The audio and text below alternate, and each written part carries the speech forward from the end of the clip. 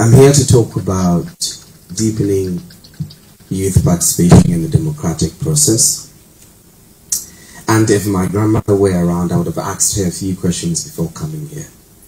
Because a few times that I've had to talk to her, she'll tell me that the early parts of our country in the 1980s, you would not have the freedom to even be here to speak about the government and to even query or quiz them about some of the things they are doing.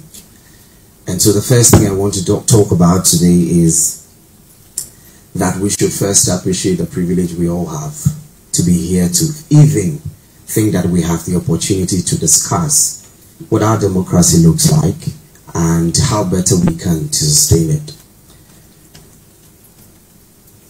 Now, in all parts of the world, everybody is beginning to recognize that the youth are the lifeblood of their various countries. In fact, if you take a look at the statistics that was given by the Ghana Statistical Service, you realize that the youth, which has been defined by the National Youth Policy to be the age of 15 to 35, makes up 73% of our population.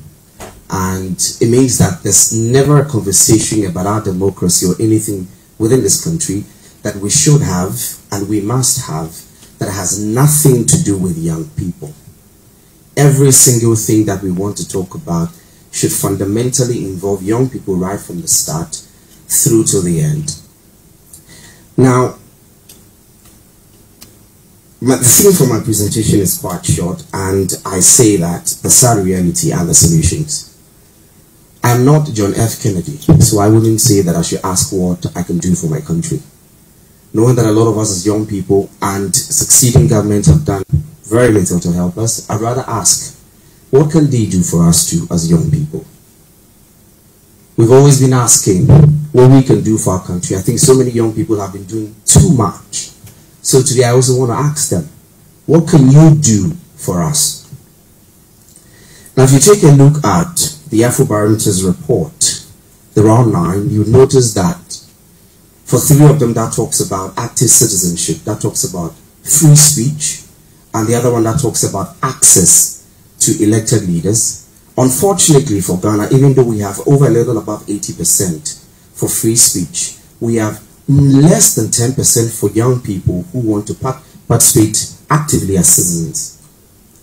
And the big question is why? And as I'm here representing many young people, I know that all of them are expecting that I say exactly what is on their minds. If I say something else that is not in tandem or in consonance with what they are thinking, I'm not sure they'll let me out of the room. But the truth really is that we cannot participate in something that has very little meaning for us or something that does not factor us in right from the beginning to the end. There's so many problems that are affecting us. In fact, the Statistical Service report indicates that we have about 14.7% of unemployment rate in the country.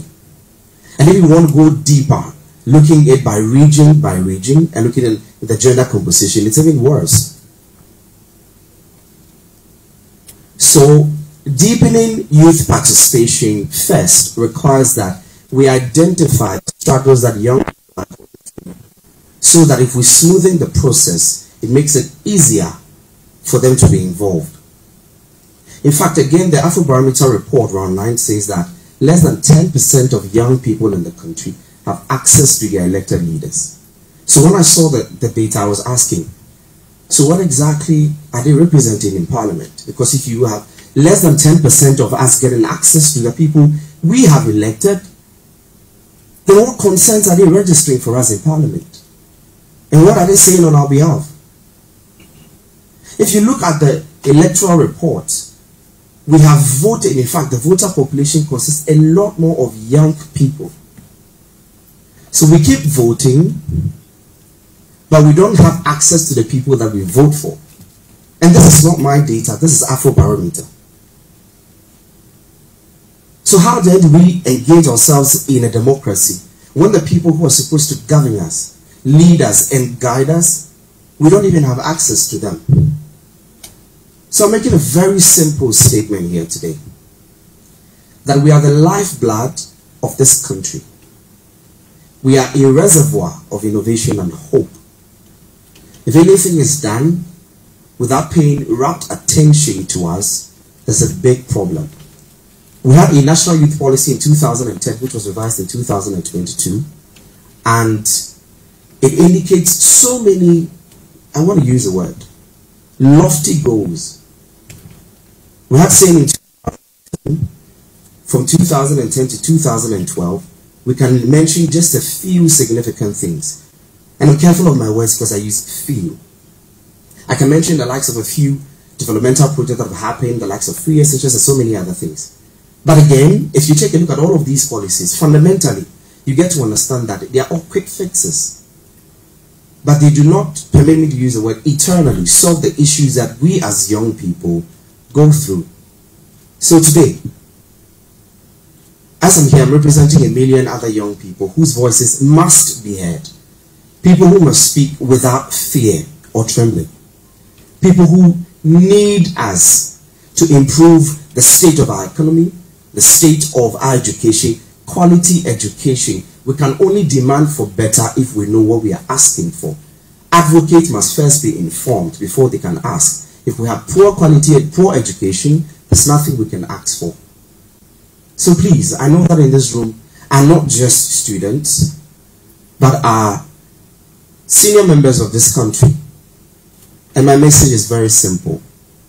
I quote Kofi Annan and say that. He says that, my friend, no one is born a good citizen. Right? And no country is born a democracy. He further goes on to say that the youth, again, are the lifeblood of the country, and if you cut them off, you bleed. It may be a quote, but I don't want us to see it as a quote. I want us to see it as a warning. That if Ghana cuts off its youth, if Ghana does not factor in its youth in every phase of its journey, we will bleed. Thank you.